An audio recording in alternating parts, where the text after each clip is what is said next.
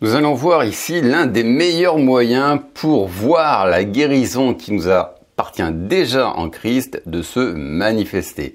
Et ce moyen, c'est la méditation. La méditation joue un rôle absolument primordial dans la manifestation de la guérison. Et si vous souhaitez vraiment être guéri de vos maladies, bien, je vous invite vraiment à vous lancer à fond dans la méditation. Alors, qu'est-ce que la méditation? Eh bien, c'est s'approprier une vérité avec son cœur. Vous savez, ce qui compte, ce n'est pas le fait d'emmagasiner des informations bibliques. On peut très bien réfléchir encore et encore à toutes sortes de doctrines, à les déclarer avec notre bouche, à les apprendre, à les enseigner, à apprendre à tisser un très bon message très bien structuré, mais que la vérité que l'on défend eh bien, soit complètement voilée à notre cœur. Il y a des gens qui peuvent prêcher de très bons messages, ils connaissent plein de références bibliques par cœur, ils peuvent les citer comme ça, apporter un très bon message, très bien construit, mais finalement, cette même vérité est complètement voilée à leur cœur et celle-ci ne leur est absolument d'aucun profit. Ils ne goûtent pas à l'expérience que promet cette parole. Il y a quelques années, il y a longtemps de ça, je traînais pas mal avec un frère lorsque je faisais mon école biblique et il me disait des fois « Ah, comme Dieu est bon !» Et c'était tellement réel à son esprit et je suis sûr qu'il connaissait à peine plus d'un verset biblique relatif à l'amour de Dieu. Il ne connaissait pas plein de versets bibliques. C'est quelqu'un qui n'aurait peut-être pas su prêcher devant une assemblée un message sur l'amour de Dieu, mais il en était convaincu. Pour lui, c'était une réalité au niveau de son cœur, au niveau de son moi profond. Et la méditation, eh bien, peut créer cela. Alors, il faut savoir déjà que Dieu agit selon ce qui se passe dans notre cœur.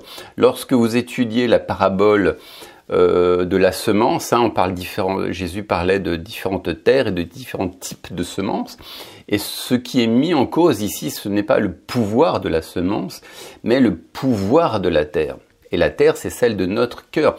Tout dépend non pas de la semence qui est plantée, mais de notre cœur. Et bien cette semence, pour qu'elle puisse germer, elle doit être semée dans un bon cœur. Un cœur rempli de foi, de révélation en fait de sa parole. Et la méditation va justement créer cette révélation intérieure. Alors quand je parle de révélation, je ne dis pas que vous allez être l'objet d'une expérience émotionnelle intense ou que vous allez être l'objet d'une épiphanie, d'une manifestation très sensationnelle. Mais une vérité va devenir beaucoup plus réelle à votre esprit. En fait, elle va faire partie de votre moi profond, tout simplement. Pour vous, ça va être évident. L'amour de Dieu pour vous va être réel. Sa compassion, sa bienveillance, sa fidélité, le fait qu'il vous protège, qu'il vous dirige, qu'il vous rend prospère. Pour vous, c'est une réalité dans votre esprit. Ce ne sont pas seulement des connaissances intellectuelles que vous avez en tête, mais c'est une révélation, une certitude que vous avez au plus profond de vous. Alors on va lire déjà un verset vraiment fondamental au sujet de la méditation que vous connaissez probablement et que l'on trouve en Josué chapitre 1. Ce livre de la loi ne s'éloignera pas de ta bouche, tu y méditeras jour et nuit pour observer et mettre en pratique tout ce qui est écrit. Car c'est alors que tu mèneras à bien tes entreprises, c'est alors que tu réussiras. Alors on nous dit une chose ici, c'est que si nous méditons la parole jour et nuit, nous réussirons dans tout ce que nous faisons. Alors vous remarquerez autant ce que la Bible ne dit pas que ce qu'elle dit. Elle ne dit pas que par la prière, vous réussirez dans tout ce que vous entreprendrez. La Bible ne dit pas que c'est la prière qui nous permet de réussir dans tout ce que l'on entreprend.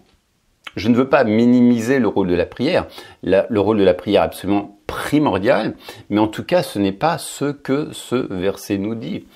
Dans certaines cultures, on met tout le focus sur la prière, la prière, la prière, la prière. C'est la chose la plus importante en fin de compte. Il y a quelques années, j'entendais une sœur issue d'un certain pays s'adresser à une sœur française qui s'appelait Sophie, lui dit « Mais où est-ce que tu pries ?» Et en fait, ça voulait dire dans quelle église tu te rends habituellement. La fille ne comprenait pas, elle disait, où est-ce que je prie? Je prie chez moi, dans ma chambre. Et là, j'ai traduit, j'ai dit, attends, je vais décoder, Sophie, elle est en train de te demander dans quelle église tu vas. Et oui, on voit à quel point, parfois, dans certaines cultures, chez certaines personnes, la prière occupe la place la plus importante. Et à nouveau, j'insiste bien, la prière est importante, mais vous pouvez passer toute votre vie à prier, prier encore et encore et encore pour les mêmes sujets 24 heures sur 24 sans vous arrêter, et ne pas obtenir de victoire, ne pas obtenir le moindre résultat. La Bible nous dit que c'est la méditation de sa parole qui nous permet de réussir dans toutes nos entreprises. Donc nous devons absolument méditer. Alors qu'est-ce que la méditation? Donc c'est s'approprier une vérité avec notre cœur, non pas avec notre tête, c'est pas un devoir intellectuel seulement, il y a un petit peu d'intellectuel quand même qui agit, mais c'est surtout avec notre cœur. Alors moi ce que j'écris, c'est se pencher ou s'attarder sur une vérité biblique, se pencher et s'attarder sur une vérité biblique et la ressasser intérieurement, on la ressasse, on médite. Le Seigneur s'est chargé de mes maladies. Mais on le dit non seulement avec notre bouche, mais avec notre cœur. On s'attarde, on se penche, on s'attarde sur cette vérité, on la récite intérieurement jusqu'à ce qu'elle pénètre dans notre esprit. C'est pas réfléchir avec sa tête, mais c'est réfléchir avec son cœur. On ressasse encore et encore sur cette vérité. Et ça digère et ça rentre dans le cœur jusqu'au point où ça devient réel, où ça fait partie intégrante de notre caractère. C'est quelque chose, c'est acté, c'est acquis dans notre moi intérieur. Et trop souvent, on a une très bonne connaissance intellectuelle de la Bible, mais nous n'avons pas cette connaissance du cœur. Cette vérité, les vérités que mettent en avant la parole ne sont pas encore descendues dans notre esprit. Nous sommes encore complètement étrangers à toutes ces vérités. On lit des paroles, on dit mais voilà, c'est quelque chose d'extérieur à nous. Mais il y a des gens, ils lisent par exemple sur la bonté de Dieu et pour eux c'est réel. Pourquoi? Parce qu'ils ont médité à cela. Donc une autre chose, ce que dit Dieu à Josué, il a dit, où il parle aussi de la bouche, que ce livre de la loi ne s'éloigne pas de ta bouche. Ce livre de la loi ne s'éloignera pas de ta bouche. Alors le rôle de la bouche est primordial. Lorsque vous méditez, vous attardez sur une vérité, vous la dites avec votre cœur, vous la ressassez dans votre cœur, mais ça transite un peu par la bouche. Il s'est chargé de mes maladies. Il s'est chargé de mes maladies. Christ a porté mes maladies. Là, vous réalisez à quel point c'est vrai. Vous attardez, mais avec votre bouche aussi, vous pouvez déclarer, verbaliser les promesses de Dieu. Vous les méditez autant avec votre bouche qu'avec votre cœur. Ensuite, il y a une autre chose. On nous dit qu'elle ne doit pas s'éloigner. Elle ne doit pas s'éloigner de notre bouche, mais elle ne doit pas s'éloigner aussi de notre cœur. Il ne s'agit pas de venir de temps à autre à la parole de Dieu. Dieu dit notamment à Josué de méditer à sa parole jour et nuit. Donc c'est quelque chose que l'on doit faire régulièrement. Pas de temps en temps, mais régulièrement. Nous nous attardons sur les promesses de Dieu, nous les méditons, nous les confessons, et petit à petit ça rentre. Et donc cette parole ne doit pas s'éloigner de notre cœur et de notre bouche. Et la raison pour laquelle une personne souvent n'obtient pas de récolte, c'est qu'elle fait ce travail partiellement. Il y a du doute, il y a de la foi, il y a du doute, il y a de la foi, il y a du doute, il y a de la foi, elle passe de l'un à l'autre. Non, il ne doit y avoir que de la foi en sa parole. Nous ne devons pas laisser ces paroles s'éloigner de notre bouche et de notre cœur. Et c'est alors que nous obtiendrons du résultat, tout domaine confondu. On va voir ce passage. « Mon fils, sois attentif à mes paroles. Tends l'oreille à mes discours, qu'ils ne s'éloignent pas de tes yeux, garde-les dans le fond de ton cœur, car ils sont la vie pour ceux qui les trouvent, et pour tout leur corps, c'est la santé. Garde ton cœur plus que toute autre chose, car de lui viennent les sources de la vie. Mon fils ou ma fille, sois attentif à mes paroles. Tends l'oreille à mes discours, qu'ils ne s'éloignent pas de tes yeux. Garde-les où? Dans le fond de ton cœur. Pas dans le fond de ta tête, mais dans le fond de ton cœur. Il faut se maintenir dans la révélation qu'apportent les Écritures. Car ils sont la vie pour ceux qui les trouvent. Ils sont la vie, ils procurent la vie. Ils procurent la santé, ils procurent la prospérité. Ils produisent une vie équilibrée, une vie psychique équilibrée. Hein? Quel que soit le domaine, eh bien, lorsque nous méditons la parole de Dieu et que nous ne la laissons pas s'éloigner de nous, eh bien, nous obtenons du résultat. Nous voyons la puissance de Dieu se manifester. Hein. Et on nous dit bien que ces paroles sont la santé pour le corps. La santé. Ils produisent la santé mentale, la santé émotionnelle et la santé physique. Hein. Je pense aussi à Marie qui disait qu'elle conservait toutes les paroles qu'elle avait entendues.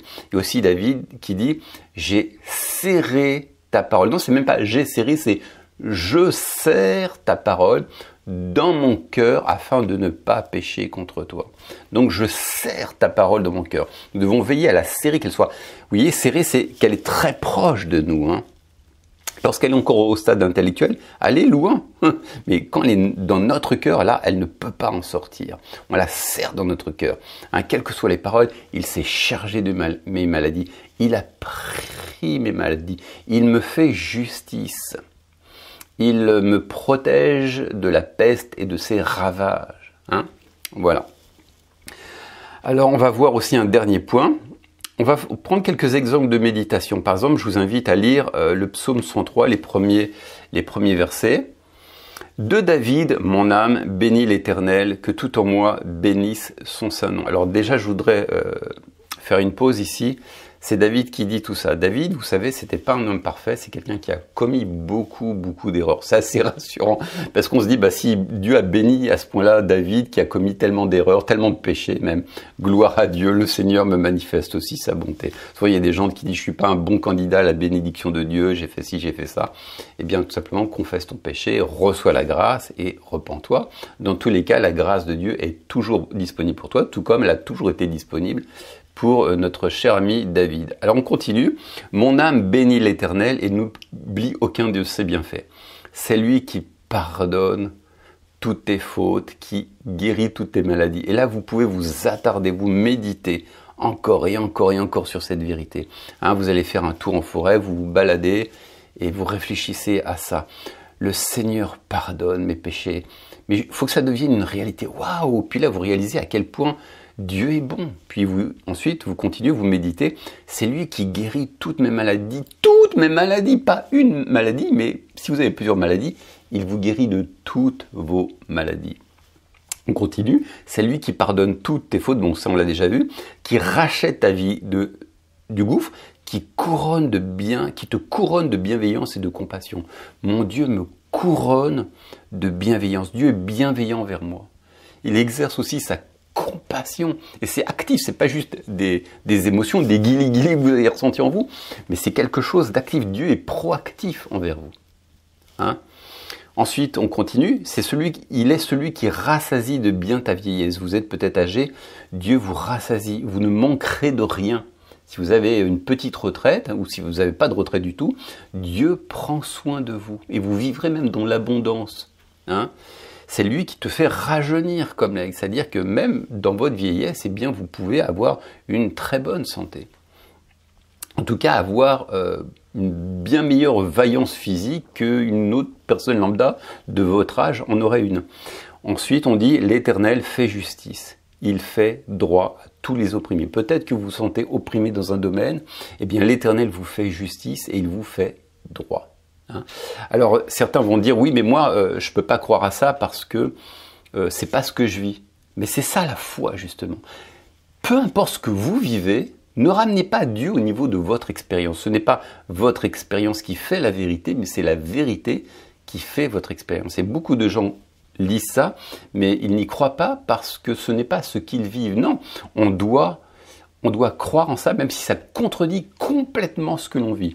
Si Dieu dit qu'il vous fait justice, même si actuellement vous n'avez pas l'impression que Dieu vous fasse justice, puisqu'il le dit, c'est la vérité, point bat, on ne discute pas. Et le secret de la victoire, il est là-dedans. Ça contredit complètement votre expérience, ce que vous vivez, mais vous continuez à croire avec votre cœur, de tout votre cœur en ces vérités, quelles que soient les situations. Et mes amis, si nous faisons ça, si nous méditons la parole de Dieu, non pas avec notre tête, parce que là c'est de la réflexion, mais que nous méditons avec notre cœur, que ça devient une vérité, une réalité, une révélation, une certitude au niveau de notre cœur.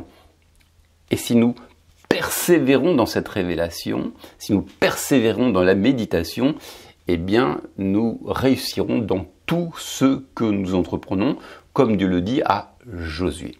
Voilà mes amis, c'est tout ce que je voulais partager avec vous. Je vous donne rendez-vous pour une prochaine vidéo. Ciao!